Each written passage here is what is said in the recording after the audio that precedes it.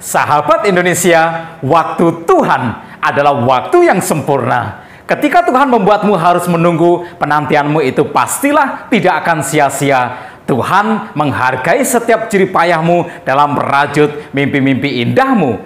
Ia hanya mau engkau bertumbuh menjadi pribadi yang lebih matang dan sempurna untuk siap menerima apa yang Ia sediakan. Jadikan waktumu menunggu sebagai persiapan suksesmu saat waktu Tuhan itu tiba bagimu. Tetapi sebelum kita lanjutkan, bagi yang belum subscribe, silahkan subscribe dan bunyikan juga loncengnya. Bagi kita semua, silahkan tekan tombol like-nya. Kiranya Tuhan memberkati kita semua.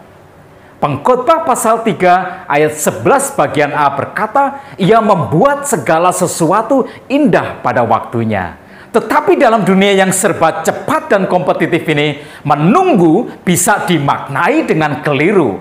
Menunggu menjadi sesuatu yang dianggap membuang-buang waktu. Ada banyak capaian dalam hidup ini, ada banyak kemajuan yang harus kita upayakan. Ada banyak rencana dan keinginan yang harus kita kerjakan. Menunggu menjadi sesuatu yang tidak kita inginkan dan sekaligus juga tidak menyenangkan.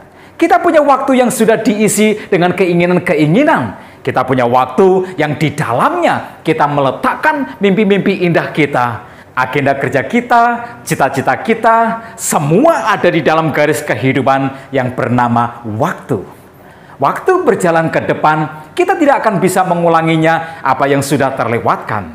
Menunggu menjadi sesuatu yang tidak kita inginkan. Karena menunggu bisa membuat kita ragu akan janji Tuhan. Kita menjadi takut tertinggal, kita ingin segera meraih keberhasilan, kita tidak ingin kalah dalam persaingan.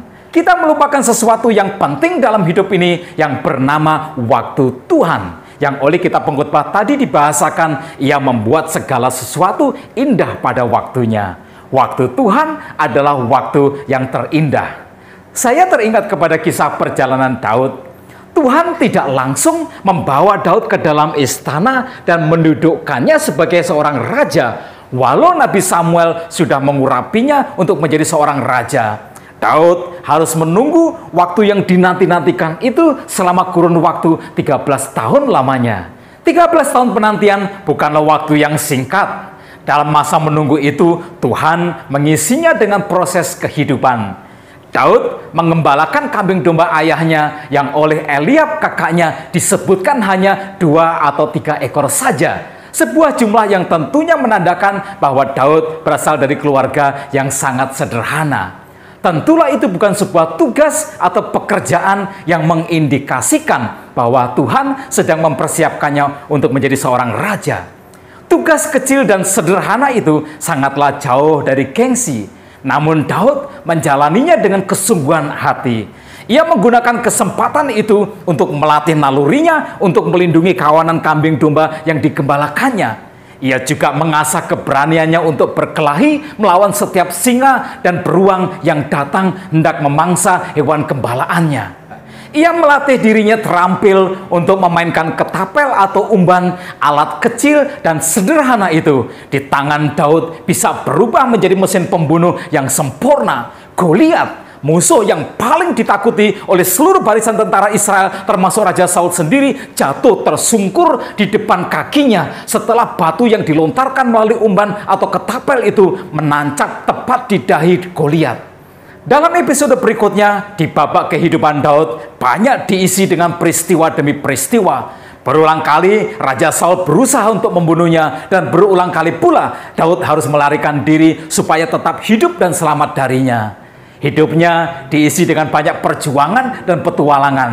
Suatu kali ia bisa berada di dalam lingkungan istana, tetapi tahun-tahun penantiannya lebih banyak dihabiskannya di padang belantara. Daud menjalani kehidupan yang tidaklah mudah. Tetapi itu semua membentuknya menjadi pribadi yang tangguh dan memperkaya pengalamannya untuk menjadi seorang raja di kelak kemudian hari. Maka dalam hidup ini, jangan pernah berkecil hati dengan keadaanmu saat ini.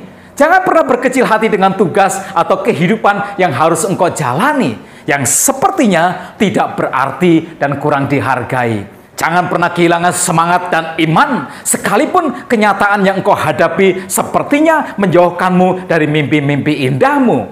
Proses Tuhan yang menjadikanmu harus berjuang akan membentukmu menjadi pribadi yang lebih matang. Jangan takut dengan waktu yang terus berlalu, tetapi jangan biarkan waktumu berlalu tanpa menghasilkan sesuatu.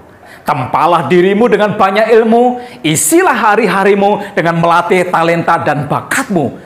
Perkayalah pengalamanmu dan izinkan dirimu mengalami semua tantangan dan hambatan ataupun rintangan. Maknai positif setiap peristiwa, jangan pernah trauma karenanya. Jika engkau jatuh, engkau bisa bangkit kembali. Jika engkau gagal, itu berarti engkau hanya harus mengulanginya dengan cara yang lebih baik lagi. Pandanglah penderitaan sebagai sebuah proses pembentukan. Apapun yang tidak membunuhmu, itu justru akan menguatkanmu.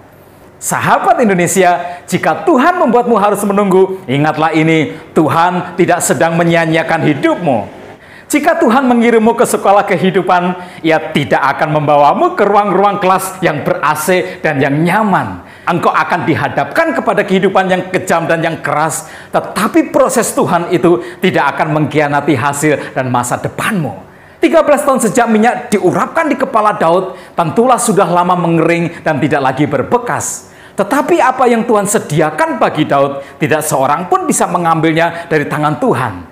Maka apa yang Tuhan sediakan bagimu, tidak seorang pun dapat merampasnya dari tangan Tuhanmu. Tuhan akan tetap menjaganya untukmu sampai sekolah kehidupanmu selesai membentukmu. Sahabat Indonesia, jangan mengeluh jika mimpi-mimpi indahmu belum terwujud. Jangan juga menjadi ragu jika Tuhan membuatmu harus menunggu. Jalanilah proses kehidupan ini, yakinlah waktu Tuhan yang terindah pasti akan tiba untukmu. Pantaskan dirimu untuk waktu yang indah itu, sahabatmu ini mendoakan suksesmu.